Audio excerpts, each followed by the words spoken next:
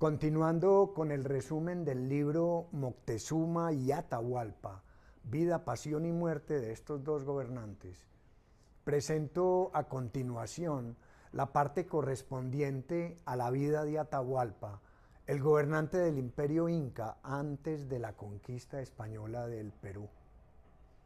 Se trata de la historia de este emperador inca, narrada por el escritor Luis Millones Santa Gadea, historiador y antropólogo peruano. Bienvenidos a mi canal Libros en 10 minutos y a la segunda parte de este libro. Comienza el escritor advirtiendo sobre la complejidad de las fuentes referentes a la historia andina.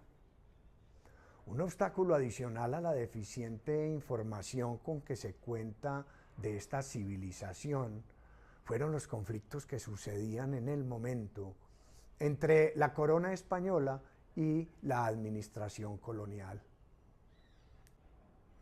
El estudio real y fidedigno del emperador Atahualpa genera dudas incluso aún desde la información correspondiente a su nacimiento. Algunos fragmentos de su historia nos cuentan de su padre Huayna Cápac y su hermano Huáscar. Lo poco que se sabe de él es gracias a algunos segmentos históricos hasta ahora encontrados y de una niñez compartida con su hermano hasta la muerte de su padre.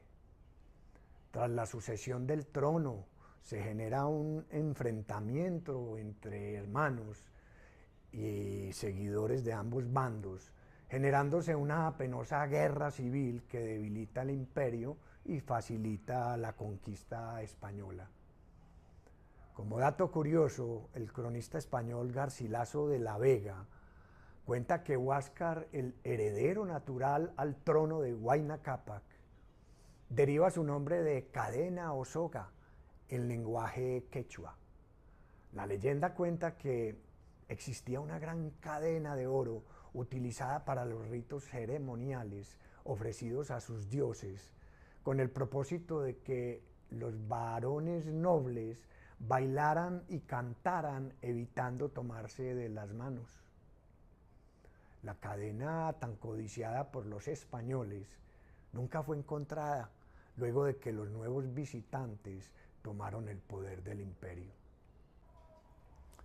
La deidad superior de los incas, Viracocha, llega como herencia para los incas de tribus de culturas anteriores años atrás. Este dios, que según cuentan, sale de la laguna hoy conocida como Titicaca, creó la población andina originaria de los incas, fundando y convirtiéndose en el verdadero origen del imperio.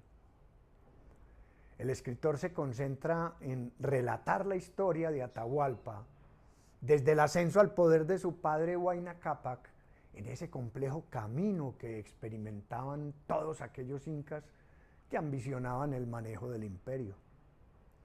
La designación de cada monarca de tal o cual joven como heredero era el inicio de hostilidades entre la nobleza cusqueña.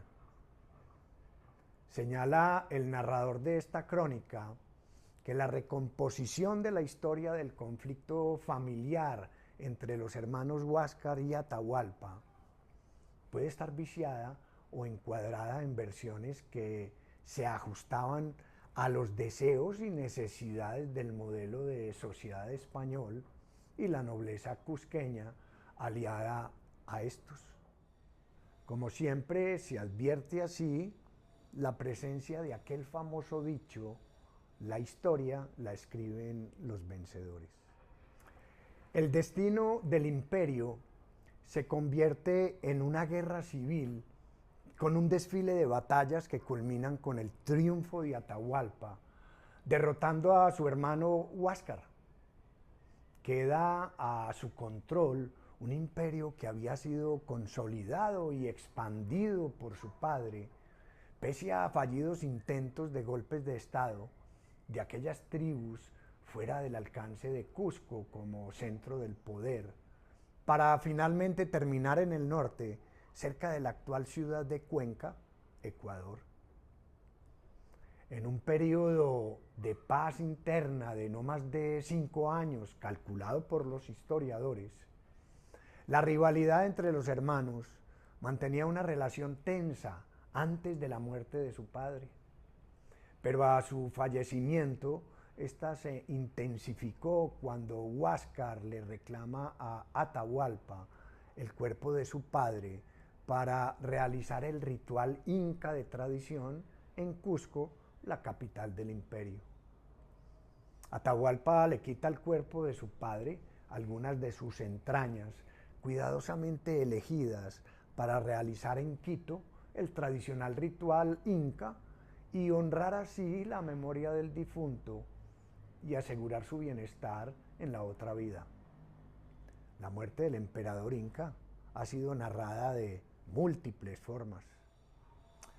Algunos cronistas aseguraron que por implicaciones hereditarias se escribieron relatos que favorecían tanto a Cusco como a Quito, dependiendo del interés del cronista de turno, conforme a sus intereses particulares y a su conveniencia. Son muchos los eventos bélicos que sucedieron a lo largo de la guerra entre hermanos, que no vale la pena detallar uno a uno en este resumen. Lo que sí resulta relevante es que el imperio estaba en crisis y era el caldo de cultivo perfecto para que su división lo convirtiera en fácil presa para los nuevos contendores. Con la derrota de Huáscar, muy pronto habría que sumar el arribo de los nuevos invasores españoles. Para el quinto mes del año de 1532, Francisco Pizarro pisa por primera vez territorio peruano. Llega por el norte, entrando al territorio de los Tayanes, por la región de Tumbes y Piura, percatándose que aún estaba lejos del centro del poder de aquella sociedad que más tarde conquistarían en el camino hacia Cusco, en el sur de aquella región. Precisamente en ese mismo momento de la historia y en paralelo a la llegada de Pizarro, Atahualpa recién lideraba el imperio y se encontraba descansando en Cajamarca en su ruta hacia Cusco.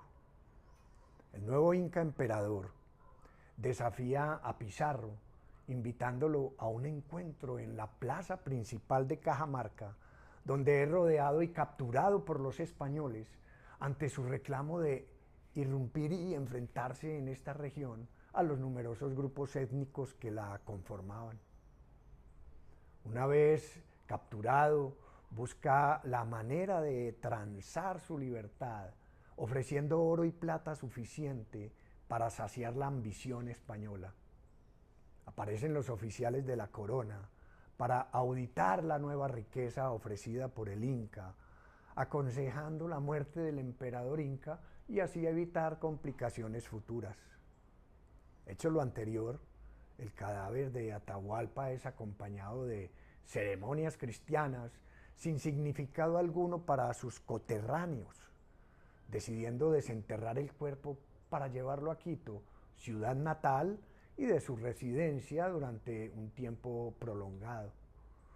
Sus seguidores y familiares realizan allí los rituales funerarios correspondientes a la tradición inca. En medio de estas ceremonias aparece en escena Rumiñahui, un destacado general inca muy cercano a Atahualpa, quien asume el mando del ejército incaico, proclamándose inca o señor de lo que quedaba del imperio, pero ya como reino de Quito, para continuar así con la resistencia en contra a los conquistadores españoles. La pregunta que yo me hago después de leer esta segunda parte del libro es complementaria a la que se hace Jerry Diamond en la introducción de su libro Armas, Gérmenes y Acero, donde se pregunta por qué los europeos conquistaron a América y no al revés América a los europeos? Mi pregunta es, ¿qué hubiera pasado en nuestra civilización si Atahualpa y Moctezuma hubieran llegado primero a Europa y no Pizarro y Cortés a América?